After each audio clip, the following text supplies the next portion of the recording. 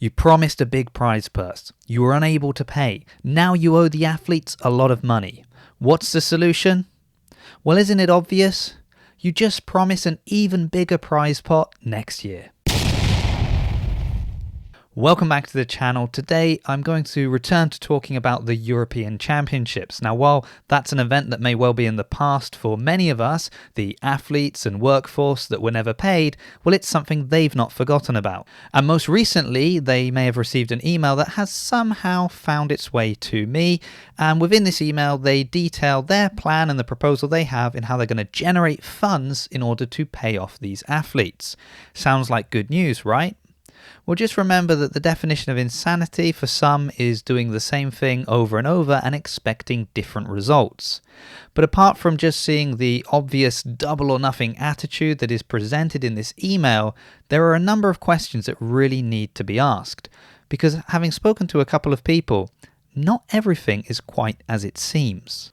And at the end of the video, I'm also going to mention another event that we should really be keeping a close eye on.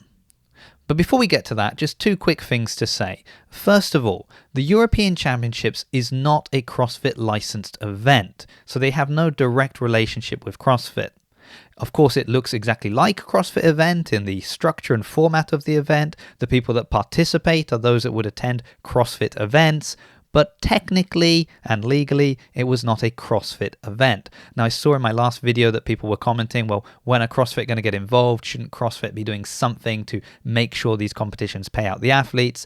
Well, unfortunately not, because technically CrossFit has no involvement in this event.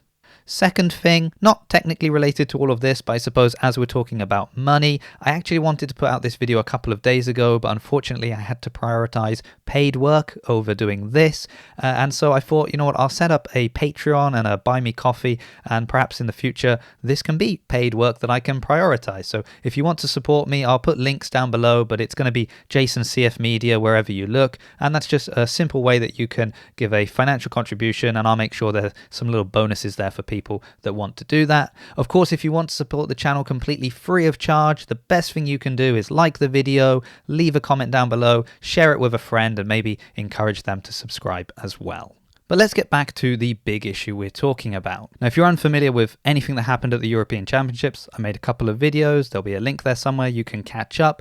But the short story is there was a promised £40,000 prize pot paying out to the podium athletes in pretty much every division. Sorry, teen athletes, once again, you miss out. But at the end of the competition, it turned out they didn't have any money, so not only were the athletes not paid, but also the media team, other people that had been promised money for working at the event were not paid as well. Another really interesting situation there that I didn't talk about in the last video because I didn't have all the details until after it was made, but they actually had 3 MCs working at that event. One of them got paid in full. One of them, when they found out that the other one got paid in full, was able to get half their money, and at least as far as I know, the other one has still not received anything. So it's been an interesting situation all around. And the reason I mention all of that is because I want us to keep in mind that when we're talking about the money owed, it isn't just the £40,000 that was promised to the athletes, but there's also other people as well that are waiting for money. So the money they need to generate isn't just that £40,000 that was promised to podium athletes. But we don't need to worry about that because it looks like a solution is on its way. At least that's what we're being told. So what I'd like to do now is just read some portions of this email, and I'll just stop to give a little bit of context, to clarify a few points, or maybe to bring in some contradictory information that I've received. So let's begin with the email. So after just explaining this is an update email, they've said, despite the very positive talks, unfortunately, we haven't been able to secure a full takeover bid that would result in all outstanding debts being paid and avoiding liquidation. Okay, so I should point out at this point that prior to this email, there was a previous email that did talk about the idea of trying to sell the event to somebody else and have them pay off the outstanding debt. Now, according to this email, that was unsuccessful. But it's interesting because my sources tell me that actually some were still in negotiation and they hadn't said yes or no either way as to whether or not they would take over the event. And they were still in the process of looking to see if they could get companies to come on board that would be able to cover the costs so that people owed money would be able to receive the money owed. Now, of course, I'm not infallible, so I could be wrong on what I've been told, but I'm not the only person that's heard this. Anyway, let's not focus on what's not happening, but let's see what they're planning to do. So then they go on to propose another solution. And they say they can only do this if all the athletes are on board. So they're kind of putting it on the shoulders of the athletes at this point, and we'll circle back to that later. But basically, the idea is to avoid the event going into liquidation and everyone being left out of pocket. Well, they are proposing the opportunity to run one more event in 2023 to try and recoup the costs from that first year at the stadium. So the idea is to run another competition, double or nothing.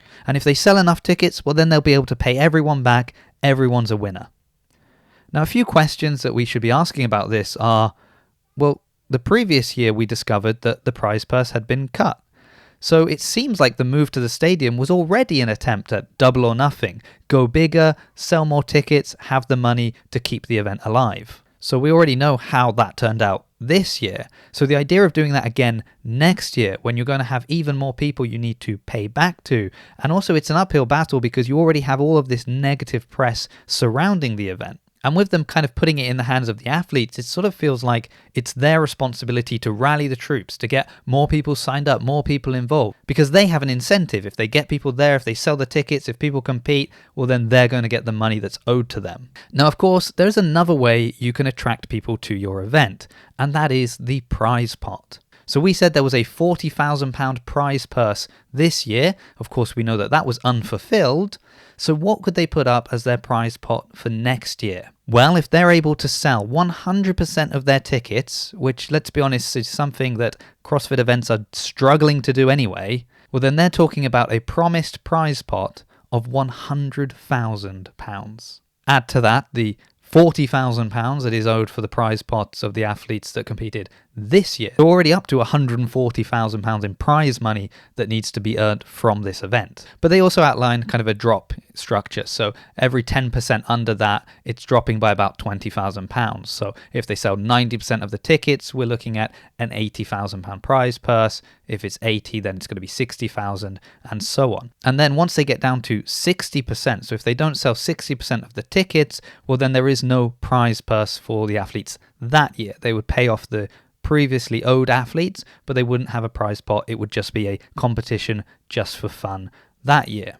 If they get down to less than 40% of tickets sold, well, then they're talking of changing venue, which raises an interesting question of what is the situation with the venue anyway? Well, in the email, they talk about repayment terms that they've set up with the venue so that they would have them back in 2023 at a reduced cost to help generate this income. A repayment structure means they still owe money to the venue.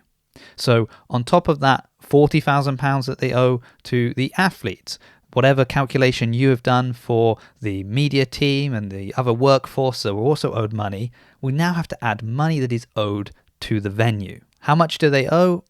Well, I can't say for sure, but speaking to people that know about hiring big venues, and when they factor in sponsorship money, ticket sales, the online qualifiers, things like that, how much money was generated, perhaps what's been paid out already, we could be looking at anywhere between £20,000 to £40,000 that are still owed to the venue. Now, obviously, take that all with a pinch of salt. I actually had another source tell me that the venue have said they won't have them back. Now, again, I can't say with absolute certainty that that is the truth, but that is something that one source has told me. Another thing to think about is the idea of changing venue. Now, of course, I don't put on big events, so I haven't had to rent an enormous venue myself, but generally these things need to be done way in advance. So how are they planning to change venue maybe last minute? How much in advance do they need to have sold more than 40% of their tickets to keep it at that venue? Are they planning to hire 2 different venues and then just take a hit on the deposit perhaps that they've paid on one of them? Again, I'm not somebody that actually puts on events, so as I said, I haven't had to hire these large venues, but that's my understanding from speaking to people that have done so. And then the email pretty much ends with putting everything back in the hands of the athletes and saying that they can only do this if all the athletes agree and this is what they want to do. And you can look at that as either a goodwill gesture that they really want to do what the athletes want, or we can kind of look at it as a get out of jail free card that if the athletes say no because it doesn't seem like a viable solution anyway, well, we had a solution, we had a plan, we could have paid back the athletes, it's not our fault that they didn't want to go with it.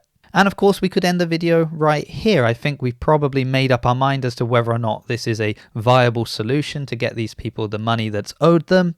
But in the famous words of Columbo, just one more thing. Have you heard of the hybrid OCR challenge? We're told it's where OCR meets functional fitness. It sounds like a fun competition. It offers a £5,000 prize pot, and it's brought to you by the team behind the European Championships. So a great question we could ask is, who's paying for this? And with what money? And will those people see their prize money? And as always, I'm really sorry for the athletes and the workforce, the people that have lost out in all of this. And I'd love to believe that this is a genuine attempt to find a solution to pay back these athletes and workers what they are owed.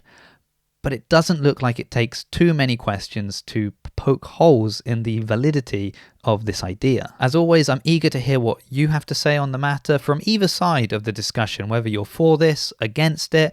As I said, I'm not infallible. Maybe I've misunderstood something and you can set the record straight. Please feel free to reach out on Instagram or leave a comment down below. Don't forget to like, share, and subscribe. Thank you so much for watching, and I hope to see you in a future video.